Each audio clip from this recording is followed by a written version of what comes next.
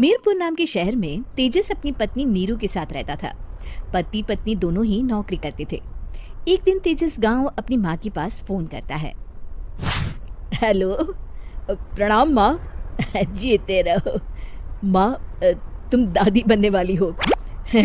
अरे वाह, ठीक है बेटा, मैं कल ही आती हूँ। जब माँ जी शहर पहुंची तो बेटे बहू ने बहुत अच्छे से स्वागत किया। लीजिए माँ जी चाय। अरे गर्मा गर्म पकोड़े ले आओ माँ के लिए। नीरू रसोई में गई और 2 मिनट में ही पकोड़े ले आई। जी ये लीजिए। बहू जादू से बनाए हैं क्या? अभी तो रसोई में गई थी। यम्मी।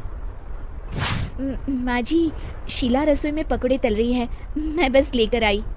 हे भगवान, मेरा धर्म भ्रष्ट कर दिया तूने। अब तो गंगा जल से शुद्धिकरण करना होगा। दूसरे दिन, माँ जी मैंने नाश्ता बना दिया है, ऑफिस जा रही हूँ।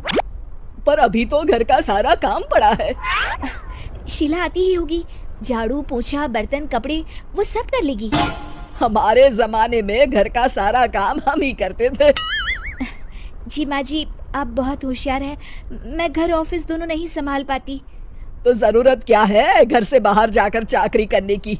वैसे भी घर का काम खुद करने से घर में बरकत आती है, समझी? पर माँ जी। पर वर कुछ नहीं, इस महीने की पगार मिले फिर ऑफिस बंद है। हाँ। रात को नीरू तेजस से कहती है, सुनिए जी, माँ जी बोल रही थी कि मैं नौकरी छोड़ दूं। वैसे ठीक ही तो है, अभी तुम्हें आराम की जरूरत है। फिर भी आराम कहाँ, शीला को छुड़ाने के लिए बोल रही थी।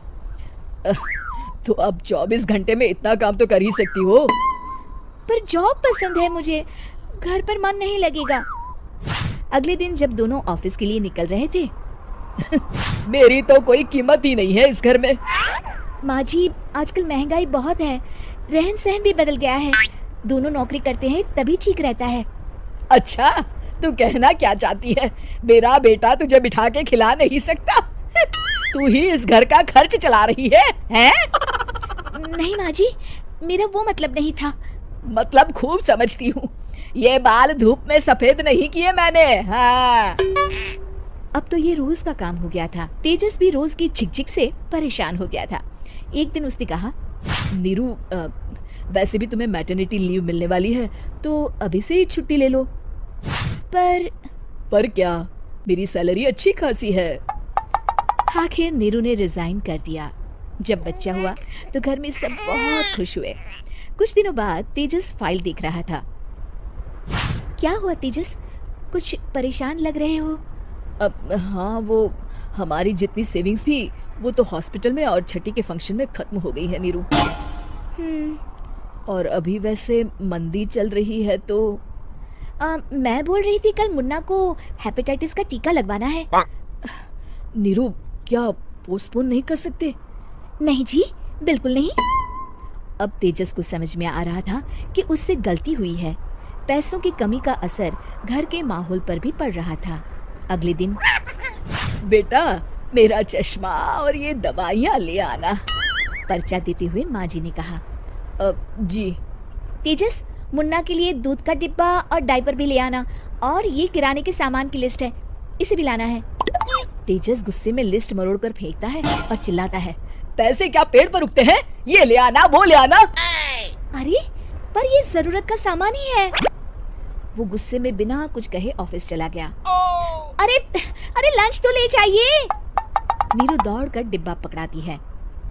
एक दिन खाना खाने के बाद, नीरू, अब तो मुन्ना कुछ बड़ा हो गया, तो अब तुम वापस ज्वाइन कर लो ना जॉब।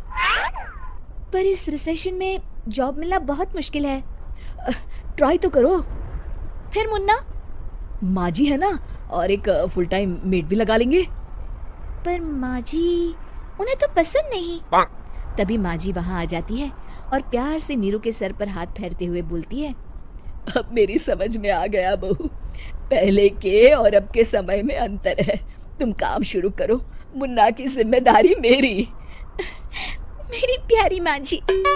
ये कहकर नीरू उनके गले लग गई।